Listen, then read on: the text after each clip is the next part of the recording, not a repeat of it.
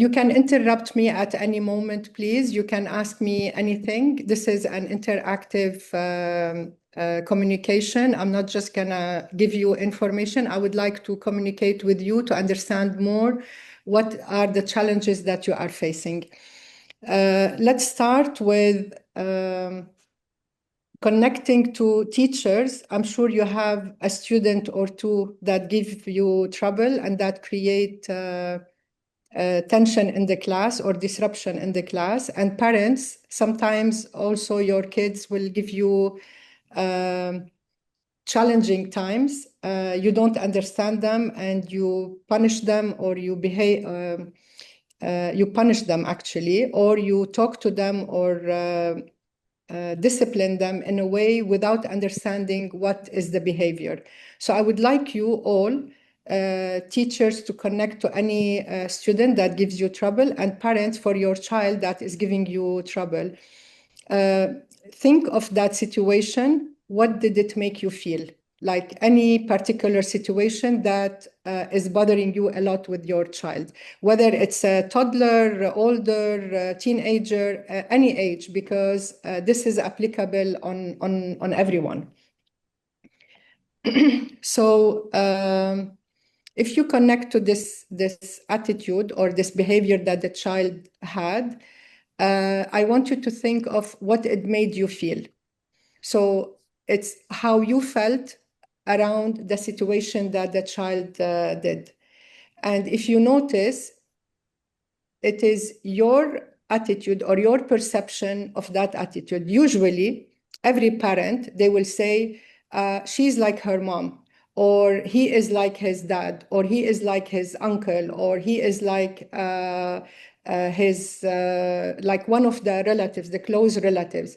Usually we create this connection between the child's behavior and the adult because we don't know, or we run away from responsibility.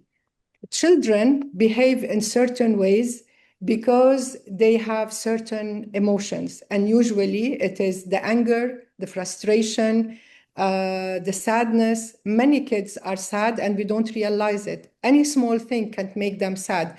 If you don't nourish them with love enough, not that you are not giving them enough love, but they don't feel that enough love, because parents have a lot of responsibility to keep food on the table, to give them schooling, to every single responsibility parents have. Children don't know about it. Children, for them, they need love, they need to eat, they need to sleep, they need to feel comfortable, they need to feel safe. And if parents are too busy to give them this, if parents are occupied with their own situations, with their own story, with their own responsibility, they behave, they act, or they react to their children based on their own wounds, their own issues, what they are going through in life. So we don't want to put our anger and our frustration on our children, because then they become, if we are frustrated all the time and we put our frustration on the kids, they become themselves as adults, they become themselves frustrated people, and then angry people, and they don't know how to deal with things. I'm not putting all the responsibility on parents, but it has a big influence on the children, especially the first 7 years of their lives. So if, and little bit more responsibility on the mother, because in general, the mother is the one who spends more time with the children at this age. So whatever the mother is reacting to and how she's behaving, how she's treating the child is being, it's like a sponge. He is collecting and he is absorbing everything that the parents or the mother is doing. The father also has a big responsibility in this, how he treats the mother. It's also the child is sitting and then storing everything in their system, in their brain, in their cells. It is a whole system that the parents have to be very aware how to handle a child from 0 to 7 years old, because this is where they create and they form their personality and their character. And this is how it will reflect on their life later on as teenagers and as adults. So if your child they start throwing stuff or throwing around, or they start hitting other children, if they don't listen, there are many behavior that kids do. If you understand why they're doing it, you look at the behavior, at why they did it, not how they did it, and you understand them why they're doing what they are doing, you will be able to mold, like literally you mold the children, even if they are in their teenage years. You can mold them by understanding them. Again, I'm not saying don't be disciplined, don't be strict with them. This is completely different than what I'm saying. What I'm saying is understand why they are doing what they are doing and get closer to them. The kids do not hear you. If you are talking and they are occupied doing something, they don't hear you. Teachers, the same. If you are explaining and the child is drawing or doing something, they don't hear you. If they don't look at your face and your face is not at the same level as theirs, they don't understand. They don't know that the words are addressed to them. So when you want to communicate with them and explain to them something closely, something that you want them to understand and to listen to, you go down to their level, face to face. And then I used to do actually this, to put the face of my child in my hands. And I say, you finished playing now, take your toys, put them in your room and wash your hands because it's time to eat. On the spot, yes, mommy, they will get up and do what I just asked. However, if I say, time to eat, it's dinner time, put your toys away and come here, they will turn around, they will look at me and they will continue. I could have said they are stubborn, like their uncle, or like this or like that. If you don't communicate with them, especially at that age, 0 to 7, close to them, they don't hear you. This is proven biologically. I will try to get the link for you, and then we will send it to you later to read about this. Scientifically proven that children between 0 and 7, they do not hear you. They hear you, but they do not listen. They cannot grasp the information that you are telling them unless you are communicating directly to them. Now, with the teachers and also parents, one of the things, if they are throwing tantrum, you teach them before you start throwing tantrum, obviously, you teach them to hold the thumb. What I'm telling you about now is a modality from ancient times in Japan that we are built, our system, all human, we are built with this system that there are points in the body that if we touch, if we put our hands, we hold them, similar to the acupuncture. If we hold them, we are balancing certain organs in our system and our nervous system. So our nervous system is directly connected to the thumb and the pad of the thumb. So if a child is always moving, always not sitting in the class or at home, they always need something to be active. They don't sleep easily. You teach them to hold the thumb. You could start by yourself. Teachers, I know you're not allowed in school to touch the kids, to hold their fingers or to put your hand on them because it's considered abuse or whatever. But parents, when you're at home, you put your, you put your child on your lap or you sit next to them and you play a game with them. You hold the thumb and then together with the pad here. So they will be sitting next to you. You just do this, any hand, left or right, it doesn't make a difference. So you hold their thumb to calm their nervous system. The more you do it, like 2-3 minutes, depending on the age of the child. If they are like 0 to 7, it takes maybe 3 minutes. If they are a little bit older, it takes 7 minutes probably. Even teenagers, even adult, us, you can calm down your nervous system by holding your thumb and the pad of your thumb. So when they are calmer, when they are not agitated, they can hear you, they can listen to you. And the more you practice this, the more it becomes faster for the body to adjust, for the body to balance itself. So when a child is creating such behavior, start with this. They are calmer, then you can communicate with them. And always remember, the more important thing is to understand why they are behaving the way they are behaving, not what they are doing. Connection, when I'm saying connection, it means connecting energetically, which means mother, when the baby is born, they cut your umbilical cord, but the energetical umbilical cord is still there. It's not cut for life for all of us. So when you want to connect again to your child, again, fathers, it's applicable on you too. When you want to connect to your child and you want them to calm down and to feel safe, most important, children, they behave the way they behave in a bad way is because they don't feel safe, they don't feel loved, they don't feel heard. So when you practice this with them, or you teach them to do it regularly, even teachers in the class, you can ask, you can make a game by doing this.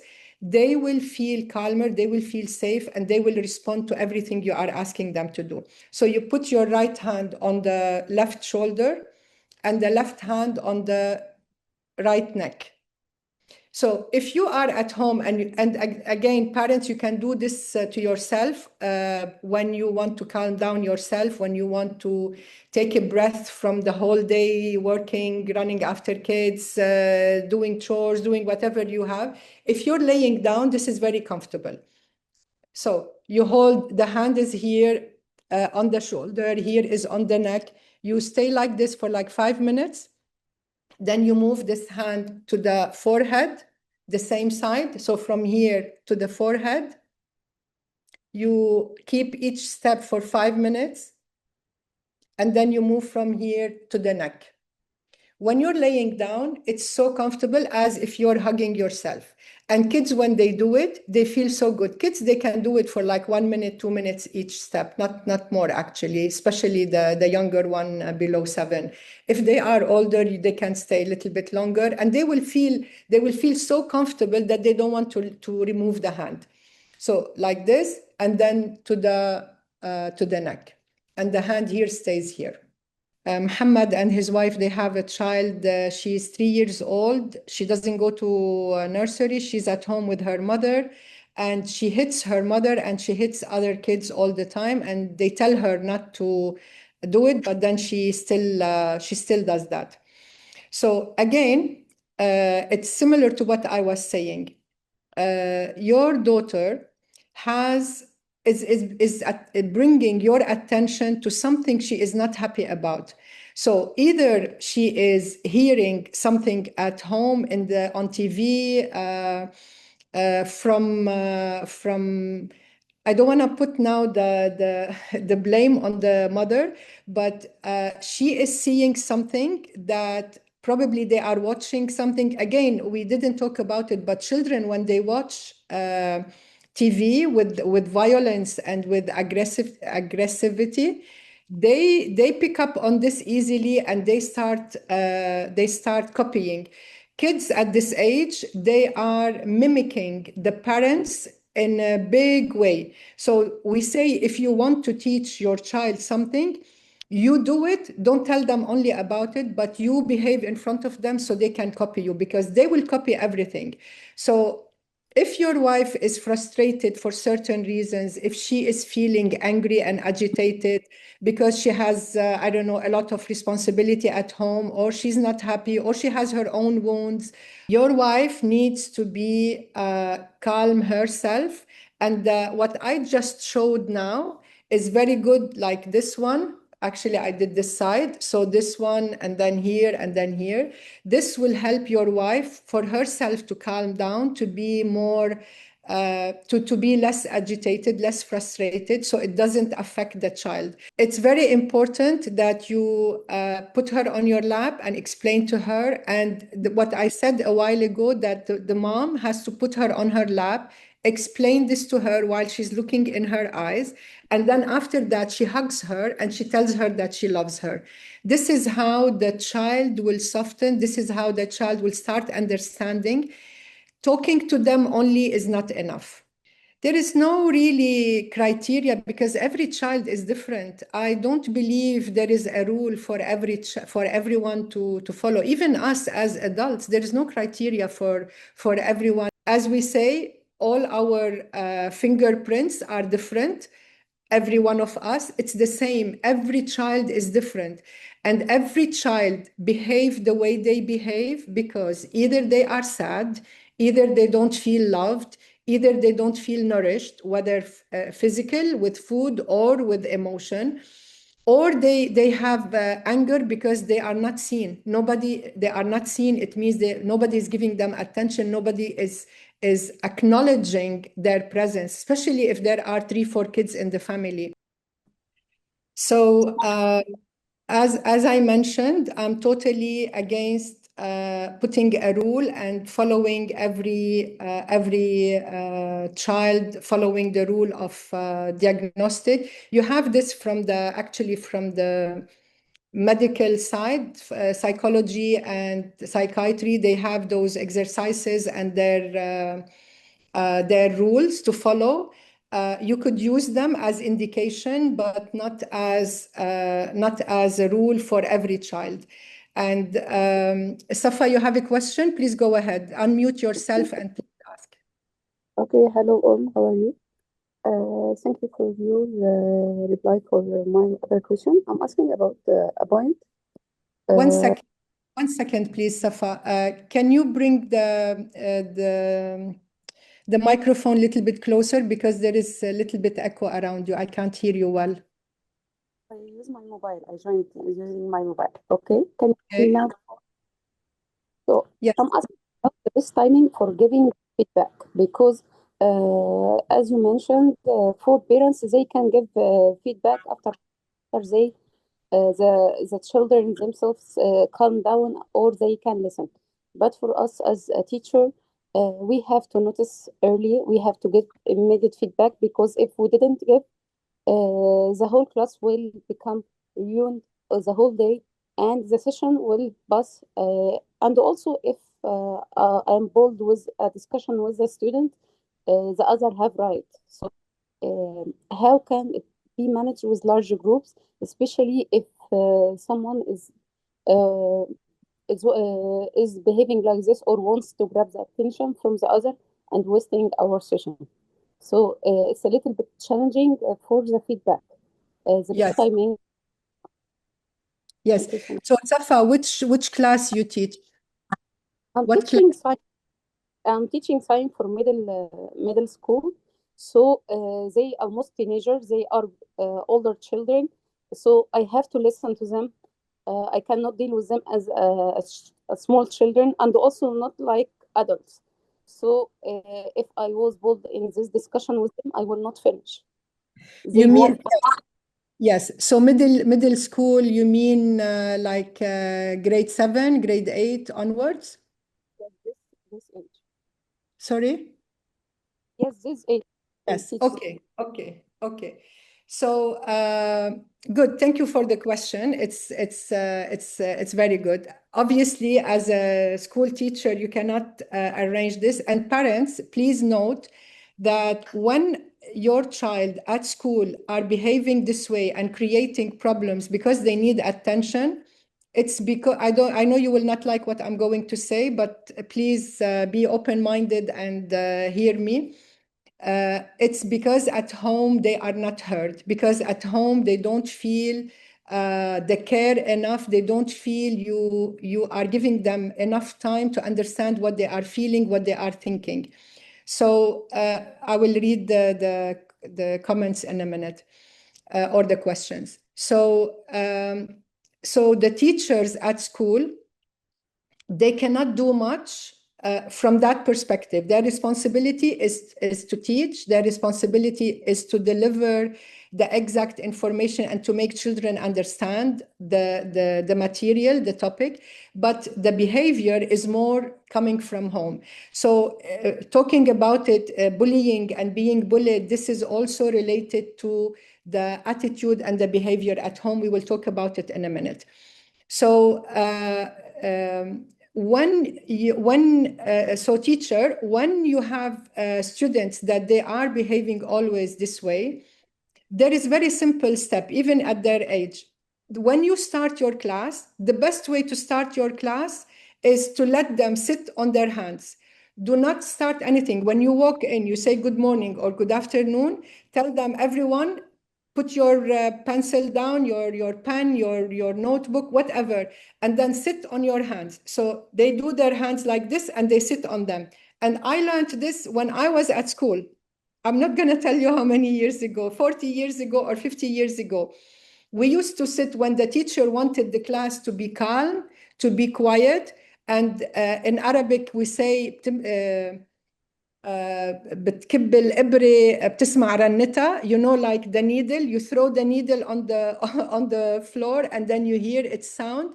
This is how the class used to be. We were in high school, and like if you make the students sit on their hands, I can't show you, but you just do that. So exactly on the hands. This will make the class silent. Do not allow any students not to sit on their hands, and you will see there will be quietness in the class, and then you can start your class. So do this for like 2 minutes. If not, if you have students that are really active all the time and then they're not calming down, you wait a little bit longer until everything is calm, and then you start your class. Every time someone does this, you tell them to sit on your class. The person that is creating noise in the class, you force them to sit on their hands. And this way, they will not disturb the class anymore. I know you cannot explain this to them, but when you see them agitated all the time, either because, let's say, your class is in the afternoon, after lunch, after they have already eaten, or they ate sugar or sweets or whatever, they're hyper, this is the best way to start. Even in the morning, you start this way. And then you need to tell the parents, of course, if the child is repeating these things, because it's the parents' responsibility. I like what the government in Dubai implementing on this, because I had a communication with them about putting a program for students, for schools, about this, and especially about bullying. They said it's the responsibility of the school, and the school said the responsibility of the parents. When something's happening, they take little bit action, but mainly they tell the parents to take action. And this is the right thing, because the problem starts at home, not at school. School is the playground to do this, but the problem is starting at home. When the child at home is not feeling seen, the child at home is not feeling heard or cared for or nourished, they find a gap at school with the students, with the teacher, to create the problem. And when they do this, they just do it because they need attention, because they got the reward. Like, it happens usually, whether they get attention or they bully others, it usually happens by chance, because let's say they do something and then the teacher responds to it. So they feel like this negative attention I'm getting or this behavior, which is negative, I'm getting attention, they keep repeating it. With other children, if they are bullying other children, usually they bully the children who are soft, who are weaker than them, who believe that they are people pleaser, they don't want anyone to say something about them. These are the kids that are bullied. The bullies are the ones that not heard at home, and they do something, they get the attention, they start repeating it, and it becomes even more, and it becomes even worse. So when a child does this, you do not punish them, you do not create for them discipline, because that's not gonna work. You need to sit with them and hear them. This is parents, not teacher. Teachers, what you need to do, you do not reward, in both cases, you do not reward their attitude. You can actually tell them on the side, because when you talk to them in front of others, it means you are giving them more attention. They will keep doing it. When you talk to them on the side alone, after the class or during a break or whatever, they will change their attitude, and you tell them, I know that you're doing this for attention. I will talk to your parents and I will see what's happening. Or you can even ask them, is there anything at home that you're not happy about? Can you communicate with your parents? You don't want to interfere with the life in the house, in their home, but you can tell them, can you communicate with your mom? Can you communicate with your dad what you're feeling, what's happening? Can you communicate with your siblings? Some of them, they have siblings. And this is the best way to get them to talk, to get them to release the anger that they have. Usually they're angry, they don't feel heard, they want attention. I'll give you a short story about this bullying with my own children. I have two children, a girl and a boy, and they are adult, both of them now. But when they were younger, my daughter, so I used to drop them off in the morning to school, and because when they finish, I'm at work, so they used to return home by bus. There was this little girl in the bus. She would always bully my daughter and some other kids. And the supervisor in the bus couldn't stop her. She would tell her stop, but again, she wouldn't stop. She would say nasty, rude words all the time. She wouldn't let anyone sit next to her, even if there is no seat available and the person has to sit next to her. She would say, no, this is for me. She was like bullying big time. My daughter would come every day crying, telling me this girl is telling her this and doing that. So I kept teaching her what to say, what to do. It didn't help. At the end, I told her, you know what? This girl is at home, is not feeling safe. This girl at home has a problem. Nobody listens to her, or she is too controlled at home. So this is usually what it is. If there is very high level of discipline at home, so they are not allowed to say or to do things, and like very rigid system at home, they express themselves the opposite with the other students, or with their colleagues at the bus or at school. So I told her, you know, this girl is suffering from this and that. Just tell her, I hope you sort out things at home, or something like this. This is like years ago. So that day, my daughter said, what if she answers this? If she answers that? Because she usually answers back with whatever we come up with, she answers back. So that day, my daughter told her, I know you're doing this because you're not happy at home, because nobody listens to you at home. And she didn't continue the sentence. The girl started tearing. The girl started crying in the bus. And that was the last time she bullied my daughter. When she pointed back at her, what is her problem? She stopped bullying her. And then my daughter felt sorry for her. She told her, sorry, I didn't mean, my daughter was a people pleaser. She's not anymore, but she used to be people pleaser. So she went and talked to her and said, I'm sorry, I didn't mean to hurt you. I was just telling you, like, because you keep doing this and that. Like, she was, again, said, no, you don't do this. You just said what you said, you leave her, let her deal with it on her own. But she had a good heart. She couldn't, she even told her sorry, because she cried because of her. And that was the last time she bullied her. So truly, children need to be heard at home by communicating, by understanding them, by allowing them to express themselves. Sometimes they learn not to express themselves, so it will take you a little bit longer to make them talk. It will take you a little bit longer to get them to trust you and to tell you what is going on with them. But this is the right way to handle, and this is the best way to get them to cooperate with you. Hi, good afternoon, Joseph. Thank you. Good afternoon. Yes, actually, I missed the beginning session. I just wanted to know when you said behavior. So there are a couple of things I would like to ask. Yes. What about one is I just need to correct a few things such as distraction, in toddlers, maybe some, unhygienic habits, uh, and if there are any signs to watch for ADHD in a child. Yes, I'm laughing because of the ADHD scenario. Again, I don't believe in this. Anything can make a child diagnosed with ADHD. All of us, we have ADHD, every one of us. If the kids do not play and do not jump and do not be kids, they're not kids. Actually, you should be worried if your kid is silent, if your kid sits all the time, if they don't want to do anything. This is when you should worry, not when your kids are hyperactive. When they are hyperactive is because whether their food, there is no balance in their food. They eat too much sugar, too much carbs, not enough protein, not enough vegetables.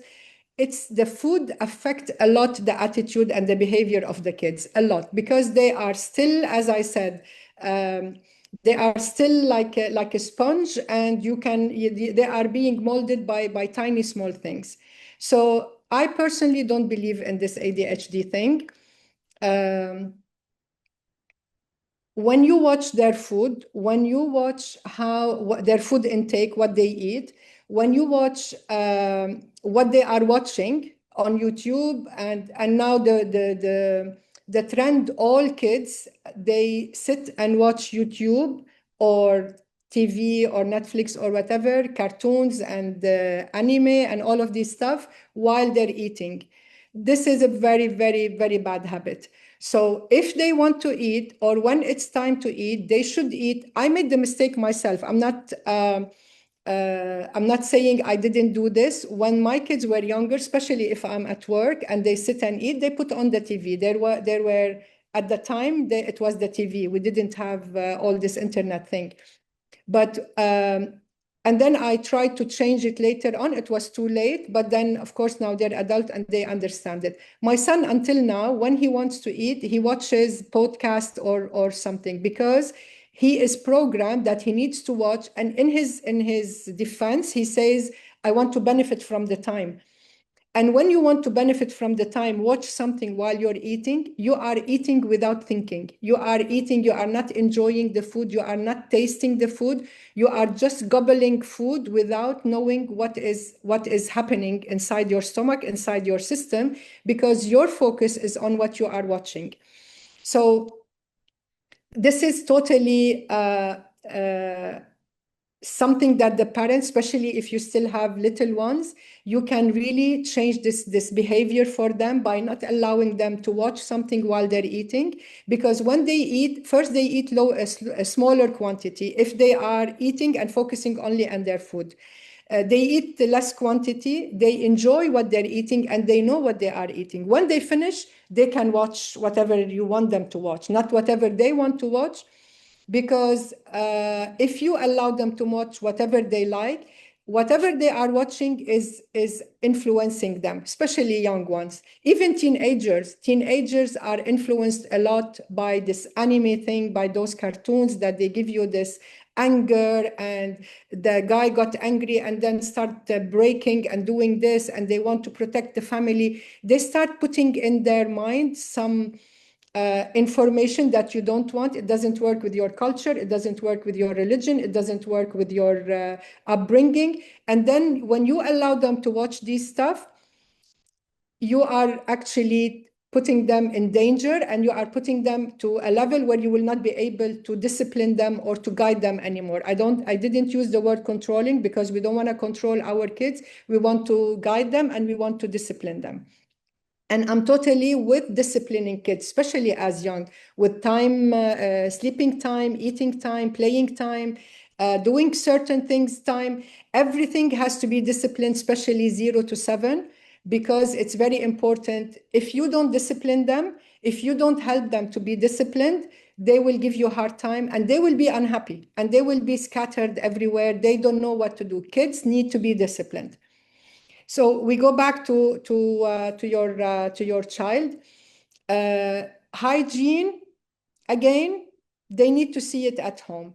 If they are, you said toddler has to see it at home. If you and your wife can show them how important is, not tell them, you need to show them. You need to show them that you shower every day. You need to show them you are eating this way. Sorry, Yeah. I hate to interrupt. When I specifically said hygiene, is my voice audible enough? So yeah, we can hear you. Yeah. No, so it's nothing to do with showering. I didn't want to use a specific word. So toddler, when I say toddler, 4 years old, she's 4 years old. When I talk about, because she's in school and at home, getting distracted. When I said hygiene habits, tendency to maybe when distracted, pick nose, scratch the head, things like that. Nothing serious, nothing life threatening, or nothing like that. But yes, something where certain habits that are not presentable, and of course may not be done by others, and because we don't know where it started, why it started. It could be outside, in the bus, from school.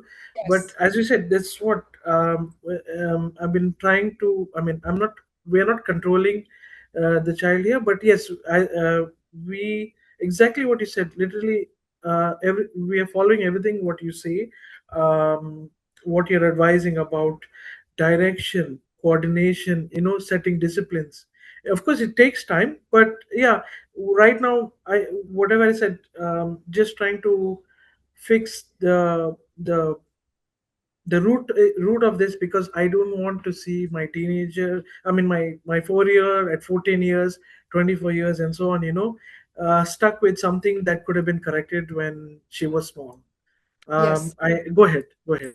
Yes. So such small things can be from other friends, because picking the nose and doing certain things, it's usually because she goes to nursery or to school. It's usually picked from there if she doesn't see this at home. So if she doesn't see you or see her mom, I didn't ask you if she has siblings, or she sees other siblings or her cousins. No siblings, only cousins. Yeah. Okay, so if she sees other people doing it, as I said, children from 0 to 7, they are a sponge. They copy everything they see around them, whether at home, at grandparents, at the mall, at the playground, at school. They learn a lot from all of this. So it's important to put them in the right environment so they don't learn bad habits. And if they do, the simple is, I don't know, you mentioned you were not here at the beginning. You put her on your lap facing you, or her mom will do that. She puts her on her lap facing her, face to face. The face should be on the same level of the face of the child. And then telling her, this is dirty, this is not good, it's gonna give you bacteria, it's gonna give you virus, don't do this, because you need a tissue to do this. Almost all kids, they pick their nose, almost all children. So you need to explain this to them, but by letting her be in front so she can listen. If she's not sitting face to face with the mom or with you, it means she's hearing, but she's not listening. So to make her listen, she has to be face to face. You explain this to her, not scaring her about it, but just say it's dirty, it's gonna give you bacteria, it's not good. You just make her feel disgusted from it, and then you say the way to do it. So you eliminate what, or you explain what is the negative thing, and then you replace it with the positive by taking a tissue, blowing your nose, or you put the tissue in the nose, you clean the nose with it, and then you go wash your hands, because you don't want bacteria in your hands. They listen, they start following if they see you doing this, and if you explain it to them correctly, because kids, they need you to explain to them. Not when they do it and you start shouting. This is the time that they block their ears, they don't hear you. Even if they look at you and you think they're listening to you, they are not. When you are shouting, their ears are blocked, they don't hear you, they just hear, they don't hear the words. So it's very important to explain to them. I'm just asking about because of non-verbal communication. We as a teacher, I cannot communicate with touching or physical touch. So I have to have this mindset or this trick. I like this one the most. Only the one with their hands on the seats, these things. Thank you so much for your day. Yes, I know. I did some training at a couple of schools, and they told me that they're not allowed to even show. They can do it. They can show them, but they cannot. Because there was a kid when I was doing the training, and they said this kid, he's always agitated, always creating disruption in the class, they were actually KG, and they told me that they are not allowed. So there are many ways, like if you do it yourself, like as I said here, you do it yourself, you just tell them to copy it. You don't have to do yourself for them.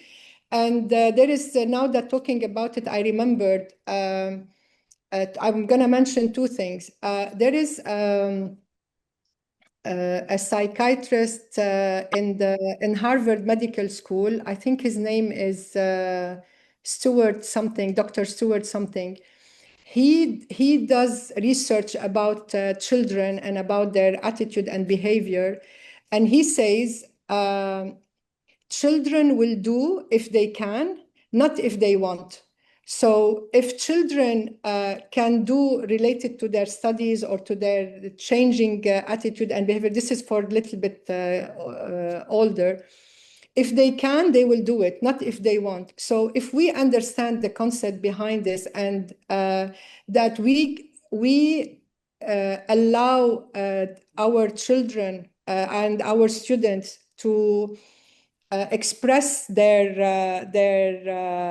attitude and express what they are doing or what they want, then we will be helping them, and we will have a generation of an amazing generation. We will have more peace in the world, because what we plant in our children, we will have it in the future. So whatever you plant as a seed in your children, it's not only you are building the character and the personality of your child, you are building the whole community, because whoever they interact with is going to be the result of what you are doing. There is also something in the school for teachers where there is a lot of electricity tension in the class, or like there are beams of, like beams on this is a physical thing. If there are beams of wall on top of the head of the kids, that's gonna give them pressure, and the kids will have to move, because kids are very connected to this, more than us as adults. So teacher, notice if your students are sitting under beams in the ceiling, or there are like DB or something electrical wiring close to them, especially little ones, that's gonna make them agitated. They cannot sit, they're gonna keep moving, they're gonna keep disrupting the class, because their whole nervous system is agitated. Their whole nervous system cannot be calmed. And that's why they create problems in the class. So the kids who sit under these, you need to change their desks, put it in a different setting, so they don't have that pressure on them. It's very important. I wish I could go to every school and then tell them to change this. Like there is a school in Dubai, I was talking to one of their teachers. He told me the whole school is like this. Every single class, they have 2-3 beams in the middle. I said, that's what is creating the problem for your students. Because when children are sitting under something like this, they feel pressured, they feel tension on their head, and they need to move. And that's why they keep moving from when they are. And I tested with my own son. When I went to his class and I saw this, I told the teacher to move him from where he was sitting to put him in another desk. She did that for 1 week, and then she said, no, the kids behind him, they cannot see the board. So she put him back again at the back seat, and then he started creating problems again in class. I went back and she said to tell her to move him again. She said, no, I cannot. This is the way we're setting the class. I cannot. I said, you noticed that when you moved him to the seat, to the different desk, he changed his behavior in class. She said, yes, I know, but I cannot, because he was agitated. He would drop the pencil on the floor. He would drop a paper just because he couldn't sit still, because he was directly under that beam. So it is not only science, it's not only what I studied, it's what I saw and could have proved from my own children attitude and behavior in school. I don't know if we have more questions. All schools need renovation in this matter. Yes, I know. We usually depend on natural light, I think. I like to use natural light, but if I turn off the light, I just only turn off the light if they are watching a data show or a video or something to help them to concentrate on the video itself. But actually, if we cannot switch on the light, this will be on us as a teacher. You should make sure the safety and the class and the environment and everything. But I'm asking about how they react together and the observations. That's my first question was about the criteria of diagnostic, because it's a shared responsibility. I am an educator also. Even if the full responsibility on the parents, we have to point at some points, but we are the one who will be blamed at the end. I know this is become on us. When I tell a parent that your kid does like 1, 2, 3, no, he is good at home. He is calm. He's calm because you prevent him from expressing him feelings. So he express his feeling on us. So this is not good. The parents themselves need to be educated how to notice, how to know, and to believe the teacher. I don't have a benefit from telling you that he is noisy, and then they report to an administration. It's on us, the class management, and this thing. So the policy from the schools and education, and this is very important to tell the parent the wanted behavior and what they should do for their kids first. Not blaming the lowest in the cycle. Yes, but the effect and the influence of teachers on children is as important as the influence of the parents and the family. Because teachers, the way you handle them, the way you treat them, let's say the child that is giving you trouble is, as I said, is because at home he is not heard. If you are the same, not listening to them and doing the same, they feel rejected. So they are rejected by the teacher, they are rejected by the parents, not rejected by the parents, but this is how they think and feel. Nobody listens to them. So, and they spend most of their days with the teachers. So that children, let's say, start from 8 a.m. till 3 p.m. or 3:30. I don't know now what are the timing, but let's say this time, or some age, I think, till 4 p.m. They're spending most of their time at school with the teachers. So the influence of the teachers is very, very strong and very important. And they could open up to the teacher more than they could open up to their parents. Many students are more comfortable talking to their teachers than talking to their parents. Again, it's not your responsibility to change their lives and to do all of this, but I would like you to understand that your influence on the students is very, very important and very strong, as strong as the parents' responsibility. So since you chose this mission, because it is a mission to be a teacher, you are educating a whole generation. You are educating the future, the present and the future. Whether you're teaching science or any other topic, it's the same.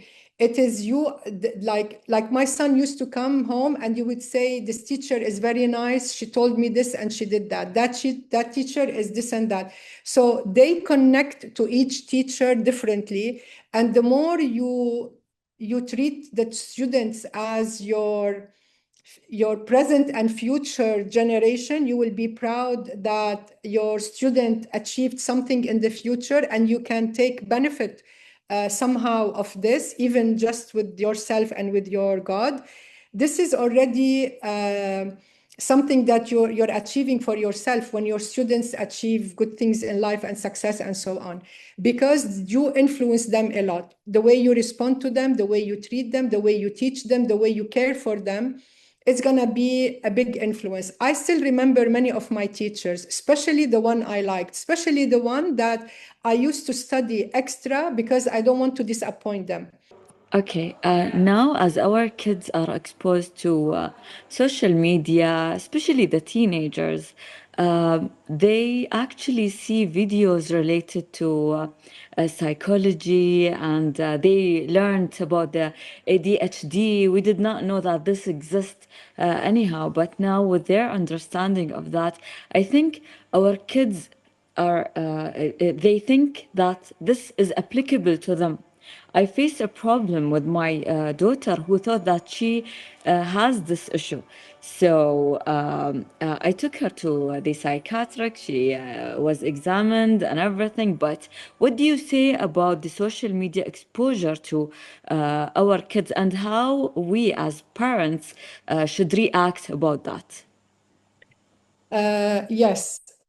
You cannot not allow them to watch what is on social media because they will feel excluded. They will not know what's happening. But you need to discuss with them, especially as teenagers. If you created as a proper communication with them as young kids, they will keep communicating with you as teenagers. So I hope you did establish this already. If this is established, it's perfect. So you can tell them not to believe everything they see on social media. I had a client actually who the mom brought him, he's 16 years old. He did the same. He said, I researched this on ChatGPT. I do have ADHD. I don't know what other diagnosis he gave me, and depression and so on.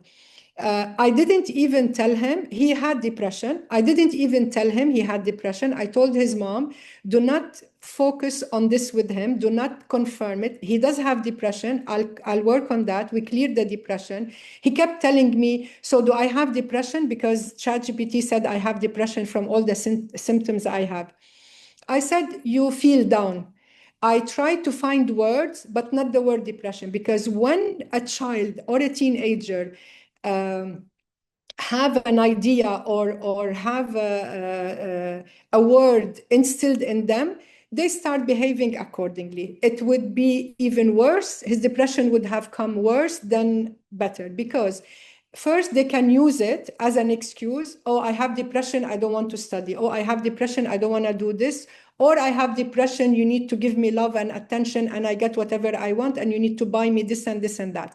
So so I told him, I said, don't believe everything you read, don't believe everything online, because many of these are there in general, but they are not true. Each person, I always say this, each person, and I always give this example. We have our fingerprints. Every person is different than the other. Every person, siblings, parents, anyone, no one is the same with the fingerprints. It's the same. You tell them, or you tell your child, whatever you see there is not correct. What you see as general information is because they want to sell something. So you don't have this because it is written there, which I actually mentioned a while ago. Not every criteria is applicable on all the children. And the medical world, they follow this. We don't. Alternative therapy, we believe that you can change, you can remold your children, you can, we don't want to fix them, we want to help them, we want to guide them, we want to improve their life by teaching them how to understand and how to discern and differentiate between what is correct, what is not. So they can watch social media for sure. You can just guide them that not everything they see is real. Not everything they see on social media is correct. Sometimes it's just filmed for the sake of social media. And then the person, like everyone knows now, especially the influencers doing things, they would be filming and doing amazing stuff and traveling and showing things. But then if you sit with them on the side, they are the most miserable people. Not all, I'm not generalizing, I'm saying 1 or 2 or how many numbers is. They are not happy, they are not enjoying their life, they are suffering from certain things, but online they are able to do this for certain reasons.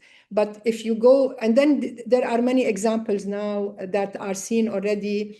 Some people were exposed, some people had other things exposing them. So it's not something that they cannot see for themselves. It is there, available for everyone to see. So first, they can't believe everything you tell them. They shouldn't believe everything they see. If the doctor diagnosed them already with ADHD or whatever other diagnosis, do not confirm it to them, do not emphasize it, tell them this is their opinion, but we are going to work with it and we want to clear it. The boy I'm talking about, we cleared depression, we cleared the bullying, we cleared everything. He's thriving in school. He is thriving with what he likes in school, and he is doing well and happy, and he's back to the gym and to whatever he used to do before the depression. I insisted not to say depression, and I insist always, do not tell them if they were diagnosed with something, because then they will use it against themselves and against you. And when you change it for them, and they change the belief, because when you even for you as a mom or as a dad, when you change your own belief about your own child, that there is a chance that they will change, there is a chance that they will improve, there is a chance that they will be better, there is a chance that they will succeed, the chance is big. The more you emphasize this in them, the more they will excel and they will do better. If you tell them, I'm sure many of you heard about Einstein, that his mom received a note from the school that your son is idiot and he cannot do well in school. And they did, I think if it was Einstein or one of the other geniuses. And so he told her, the school sent you the paper. What does it say? The paper said, your son is idiot, he cannot be in school anymore, he's expelled. And then she started teaching him at home. She did the homeschooling for him. And then he's one of, I think it's Einstein, I'm not sure actually.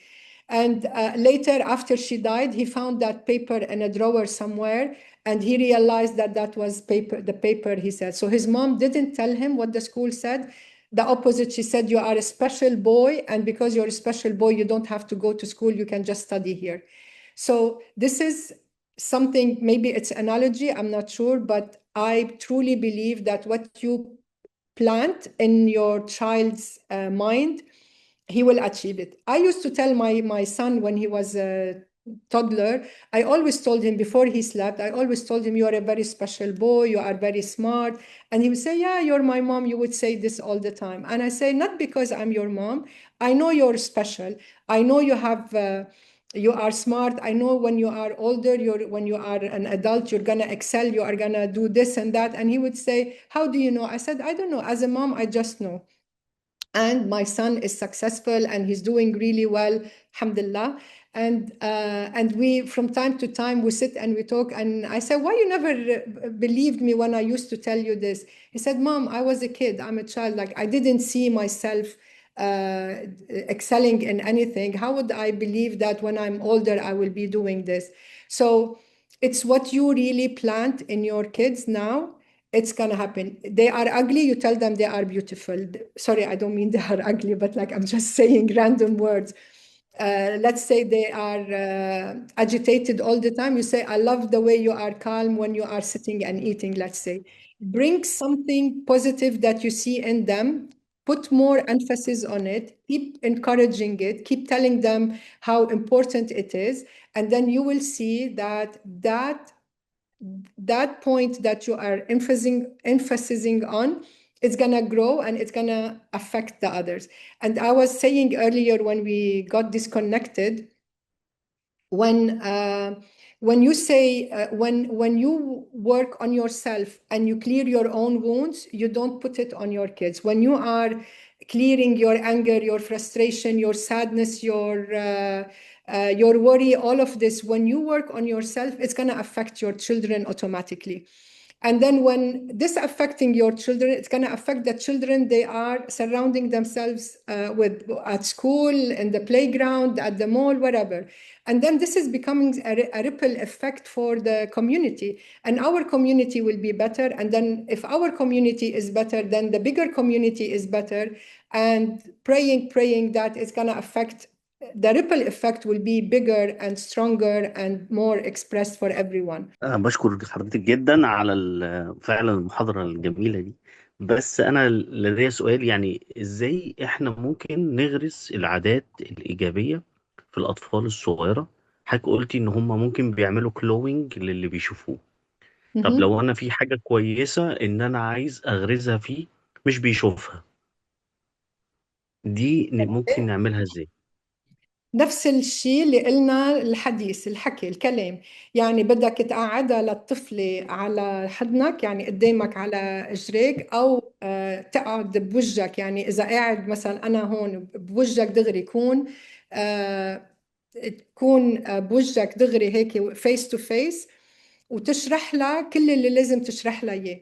انا بعطيكم اكزامبل. انا كنت كل يوم جمعة، لما كان الجمعة الويك اند، كل نهار جمعة، كل قبل الظهر، من الصبح لما بيصحوا اولادي لا تقريبا بعد الغداء، كان our time together. لان انا كنت اشتغل فول تايم ولونج اورز، كان هيدا الوقت اللي اخترته انه انا بقعد مع اولادي كل مره، وبنقعد بنحكي. هي الوقت اللي كنت انا ازرع فيهم الفاليوز اللي انا بدي اعلمهم اياها. وصلنا لوقت بنتي قالت لي مام please not every time we sit together you're gonna teach us moral lessons and you. I said I am the only one who is going to teach you this. I'm the only one who cares enough to make better people of you and to teach you the right thing. You can hear from internet, from your friends, from everyone, but I'm the one who care enough to teach you what you need to learn. So every single Friday was for us our time together. So that was our bonding. We eat together, we have breakfast, we have lunch. When we're eating, we don't talk about it. But then when we're sitting, we go back to the living room and we sit. And then I start telling them stories about my childhood, about our life, about where we come from, and what is important to instill the values that I wanted to instill with them, like to be kind, to be this, to be like whatever values you want to instill in them is the best time. And then when they see, like for you, Muhammad, it's you, your wife, and your daughter. So you are only a small family. It's very easy to instill this in your daughter, because if you talk to your wife in a gentle way and nice way, your daughter is going to pick up on this. If you talk to her in an angry way, the daughter is going to pick on this. So the way you treat the mother, the girl will take from you. The way your wife treats you, the girl will pick up from this. And the more you say, and you tell them, I told them every Friday, no phone. You can't talk to your friends. You can't talk to anyone. It's our time together. This is family time. And so even when their friends would call them, they say, oh, mom, I have to answer this. So they will say, sorry, guys, I'm my son was 17 years old. He would answer, say, sorry, I'm with my family now. I'll call you in the afternoon when, I'll call you in the afternoon, whatever. My daughter did the same. I would actually put my phone like this. I would put my phone down, and the three of us, we would put the phone down, and then we don't look at it unless like somebody keeps calling. Then we answer, we say, sorry, I'm busy, we'll talk to you later. The more you create routine and something for you at home, the more the kid, especially she's young, she's 3 years old, she will like you can mold her easily now, and then create whatever you want to create out of her. Create. It's still her own personality, of course, still her own unique print as the way ربنا خلقها. But what you bring to her in her life is gonna be really making her successful, making her you become proud of her, because this is the time that you can really mold her.